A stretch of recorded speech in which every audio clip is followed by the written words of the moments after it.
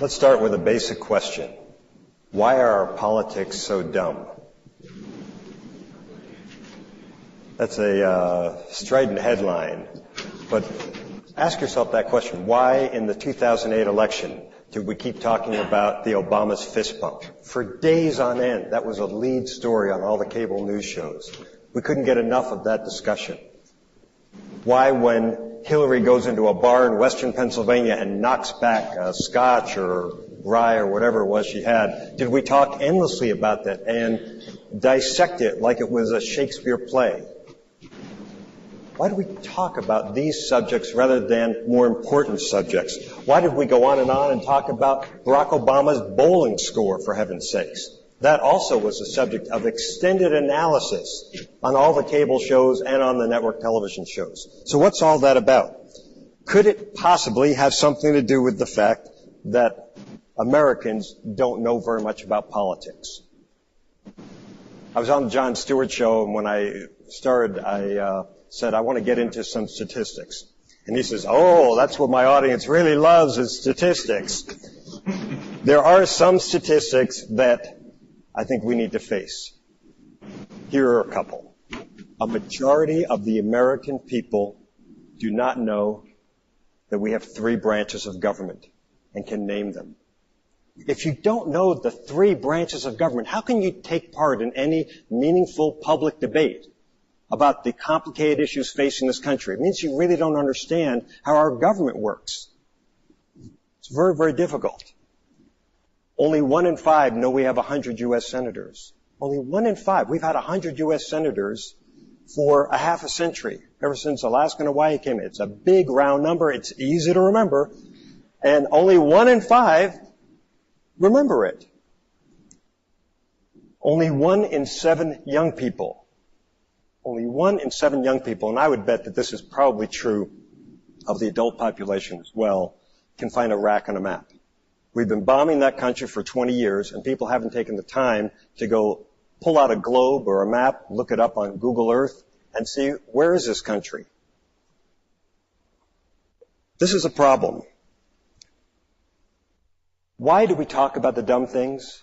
We talk about the dumb things because they are issues susceptible to public debate. Anybody can have an opinion about Barack Obama's bowling score without knowing anything about the world. That's why we talk about those things. It's not because of some conspiracy of the media. It's not because politicians are trying to manipulate us with superficial discussions. Most of the politicians I've met are actually fairly bright. They'd rather be talking about the real concrete and important challenges facing the country. But they can't hold that kind of discussion in America today because people don't know enough. That's the problem. Social scientists have known for the last 50 years, since they started doing studies from the University of Michigan in 1949, that Americans don't know very much. We probably know less, though, today than our parents or grandparents. Now, the social scientists say, oh, that's okay because there are shortcuts. They use shortcuts. At election time, they go to their friends and say, who are you going to vote for? So the person who's supposedly the most knowledgeable in the group will tell them, oh, you can vote for this person or that person. But there is a far difference between using shortcuts and having a real understanding of what's going on. And a real example of this is what happened after the Iraq War. On the eve of the Iraq War, 60% of the American public believed that Saddam Hussein was behind 9/11.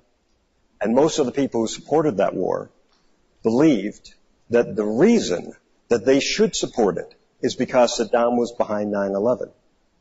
Now, those were assumptions that were in error. We went to war on an error. There were arguments. I don't want to re-argue the Iraq War. There were good arguments and bad arguments for getting into that war. One of them was not that Saddam Hussein had anything to do with 9/11. And yet a majority of the American public believed that. So apparently shortcuts, which social scientists and political scientists place a lot of faith in fact, is not sufficient. People can be misled, and I'm not saying the Bush administration ever said that Saddam was behind 9/11. They didn't. People drew the inference because We were struck on 9/11, and then 2 years later we go to war, and of course they make the connection. No politician had to make that connection for them. They drew that inference because they lacked the knowledge. They weren't reading the paper. This, to me, is a 10-alarm fire, and we need to be talking about it. How is it possible that that 60% number I just cited has not been a statistic that is on the lips of every American concerned about this government and concerned about our society? That is the most alarming statistics I've heard in the last 10 years. We don't talk about it. We don't have the courage, we have not expressed at least the courage to face this very difficult and sensitive issue. I've only got 3 minutes, so I'm going to keep this short. I'm going to end with a quote from Thomas Jefferson. He said, "Anybody who thinks that liberty and ignorance go hand in hand thinks something that never was and never will be true." That was true 2 centuries ago. It's still true today. Hi. First of all, I want to thank Richard Dreyfuss, who put this event together. I'm a great admirer of Richard's vision and his passion, and also want to thank him for his portrayal of the dignity of the teaching profession in his movie, Mr. Holland's Opus. You know, as I was listening to the previous speaker, I was reminded of my reading of the Lincoln-Douglas debates. And it's very interesting. If you read those debates, you see the high level of intelligence that they anticipated. They were speaking not beneath their audience. They were really expecting that their audience understood the issues. And I think our popular culture lets us down again and again. We see a dumbing down, and people tend to blame the schools, but they might just as well blame the popular culture. No one demands that voters be talked down to and that we pay more attention to the candidate's bowling scores than to his ideas. I have been studying and writing about education for many decades now. I just want to make a few points. First of all, what kids need to know is about the history of democracy and the history of autocracy and the history of totalitarianism, so that they can appreciate the long and difficult struggle to achieve what we have today, and to understand how important it is that we build on it and preserve it, and the importance of their role as citizens. Second of all, they have to understand the process. They have to understand how many senators there are, how a law is passed, the importance of the process itself, and how citizens become engaged and how they influence legislation and policy. And as they're learning about the process, they themselves have to become engaged. They have to learn to discuss and debate, and I remember giving lectures behind the Iron Curtain, and they didn't even understand what it meant to discuss and debate because they had never been allowed to do that. Our students are allowed, and they don't appreciate how important it is that we discuss and we hear different points of view, that we appreciate the dissenting view, that we hear the minority of one and ask ourselves whether that minority of one, that person with a different point of view, might actually be right. And that's why you keep listening and debating and discussing. And a third part of the equation of civic education is participation. We want young people and adults to volunteer. We want them to become involved in their community. We want them to be part of political campaigns. We want them to be part of community service, so that they understand that this society works not because government tells us what to do, but because citizens become actively engaged in solving the problems of our society. Now, one of the great problems today in education is that there is so little time for the teaching of history and so little time for the teaching of civics, because our federal government has a law that's been in place now for 10 years called No Child Left Behind, that prioritizes the testing of reading and math.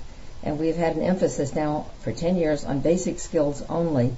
And schools are being closed and teachers are being fired because they don't have the test scores. Shouldn't we have larger goals? Shouldn't we have goals that have to do with our democracy, our need for understanding, our need for discussion and debate? And these cannot be measured simply by test scores. So we really do have to have a larger vision of what we want of our citizens, what we want of our society, and how to break free of this notion that everything that matters can be turned into a number and into a target. No, it can't be. So yes, we have a need to revive our civic life. Again, I thank you, Richard Dreyfuss, and continue to see this as the first of many such conversations. Thank you.